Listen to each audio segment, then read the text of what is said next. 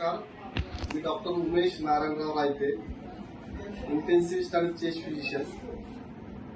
मागील 12 वर्षापासून मी AIIMS hospital, TV centre, लगानी मल्टी स्पेशालिटी हॉस्पिटल वाळूज येथे कार्यरत आहे. मित्रांनो, आज वर्ल्ड अस्थमा डे आहे. त्याबद्दल वर्ल्ड अस्थमा डेच्या सर्वांना हार्दिक शुभेच्छा. आज तुम्हाला अस्थमा आणि सीओपीडी किंवा दमा तर त्याच्याबद्दलचे समज, गैरसमज, पंप घ्यायचे का नाही घ्यायचे आणि पंप कसे घ्यायचे याबद्दल मी थोडक्यात सांगत आहे. पंपाचे 2 प्रकार आहेत. पहिला प्रकार जो असतो तो गोळी मशीनमध्ये टाकून घ्यायचा. ही गोळी आहे आणि ही मशीन आहे आणि ह्याच्यामध्ये टाकून घ्यायचा. आणि दुसरा प्रकार आहे एमडीआय. एमडीआय म्हणजे मीटर डोस इनर. ह्याच्यामध्ये डायरेक्ट कॅनिस्टर असतं आणि त्याच्यामध्ये औषधे पावडर प्रमाणे असतं. ते कसं घ्यायचं मी थोडक्यात सांगत आहे. पहिला प्रकार आपण शिकू की गोळी कशी घ्यायची. डॉक्टरांच्या सल्ल्यानुसार डॉक्टरांनी गोळी दिली का पंप दिलाय त्यानुसार आपल्याला बघायचं. तर हा गोळीचा एक प्रकार आहे जो दम्यासाठी आपण देतो. त्याच्यामध्ये गोळी आहे. प्रत्येक वेळेस गोळी हातात घ्यायची. पांढरा जो दिसतो ह्याच्यामध्ये औषध आहे. कधी कधी औषध एखाद्या गोळीमध्ये नसतं किंवा ती वापरलेली असतील आपण डब्बीमध्ये ठेवून देतो. तर ह्याच्यामध्ये औषध आहे. तर ही गोळी जी आहे हे रोटा कॅप आहे. ही रोटा कॅप आहे आणि हे त्याचं इनहेलर आहे.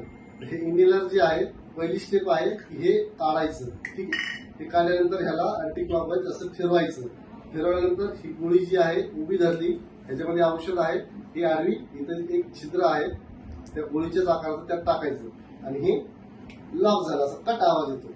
हे कट केल्यानंतर ह्याला प्रेस करायचं. लाल बटन दिलं त्याला प्रेस करायचं. 1 2 वेळेस प्रेस केल्यानंतर ती आतमध्ये गोळी फुटून गेली. आता हे आपल्याला तोंडामध्ये धरायचंय. तर प्रथमतः काय करायचंय की श्वास हा पूर्णपणे सोडून द्यायचा. त्याच्यानंतर हे तोंडात पकडायचंय. पूर्ण दोन्ही ओठामध्ये घट्ट पकडल्या पाहिजे. हे मी आता तोंडात पकडलेलं आहे. जोरात श्वास घ्यायचा. त्यानंतर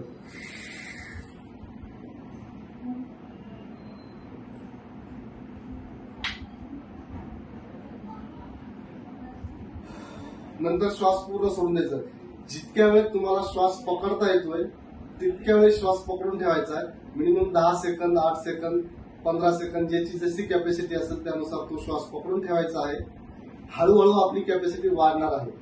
त्यानंतर आतमधली जी गोळी आहे ती हातात घ्यायची. पांढरं परत खाली घ्यायचं. औषध संपलं का नाही बघायचं. एकदा गोळी टाकल्यानंतर 2 ते 3 वेळेस श्वास घ्यायचा आणि हे गोळीतलं औषध पूर्ण संपून टाकायचं. त्यानंतर साध्या पाण्याची गुळण्या करायच्या. गुळण्या करून त्याला मराठीत आपण चूळ भरणे म्हणतो आणि गुळण्या करून पाणी फेकून द्यायचं. जेणेकरून ह्याचे जे साईड इफेक्ट्स राहतात की वारंवार तोंड येणं किंवा घशामध्ये चुळचुळ होणं किंवा गिळायला त्रास होणं हा प्रकार होणार नाही. हा झाला पहिला प्रकार.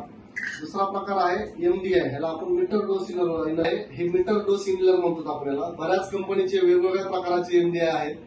काही कंपनीच्या एमडीआयला स्पेसरची गरज नसते. काही कंपनीच्या एमडीआयला स्पेसरची गरज असते. हे कॅनिस्टर आहे. पाठीमागे जे औषध दिसतंय कॅनिस्टर म्हणतो त्याला. आता ह्या काही कंपनीमध्ये याला नंबर दिलेले आहेत. 160 डोस, 160 ते 180 डोस ह्याच्यामध्ये असतात. तर ह्याच्यानुसार तुम्हाला कळतं की बाबा पंप संपलाय किंवा नाही संपलाय.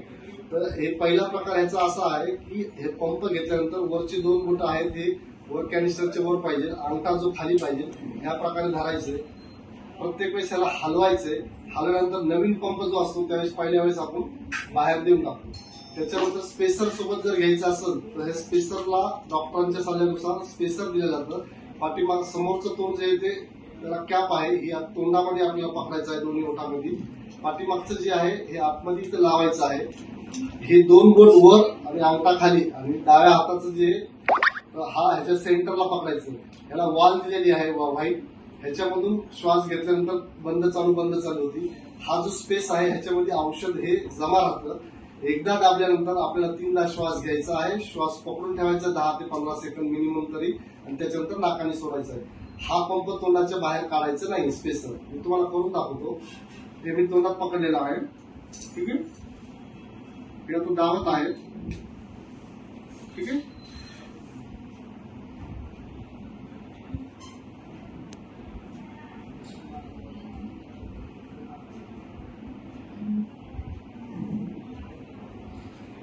ह्याच प्रकारे आपल्याला 3 वेळेस मिनिमम आपल्याला श्वास घ्यायचा आहे आणि नाकाने सोडायचा आहे.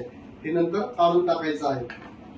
मित्रांनो, ह्याच्यानंतर आपल्याला ह्याची केअर कशी घ्यायची हे सगळ्यात महत्वाचं आहे. जसं दोन्ही साईडने निघून जातं, ह्याला फक्त पाण्याखाली धुवायचं आहे. सूर्यप्रकाशात किंवा साबण वगैरे लावायची नाही. फक्त पंख्याखाली ठेवायचं आणि कोरड्या कपड्याने ह्याला धुवून काढायचं. 8 ते 10 दिवसाला एकदा धुतलं तरी चालतं. सेम ह्या मशीनचं आहे. हिला सुद्धा ओपन करायचं आहे. ह्याच्यामध्ये पाणी टाकायचं, कोरड्या कपड्याने ठेवून पंख्याखाली वाळू घालायचं आहे. धन्यवाद.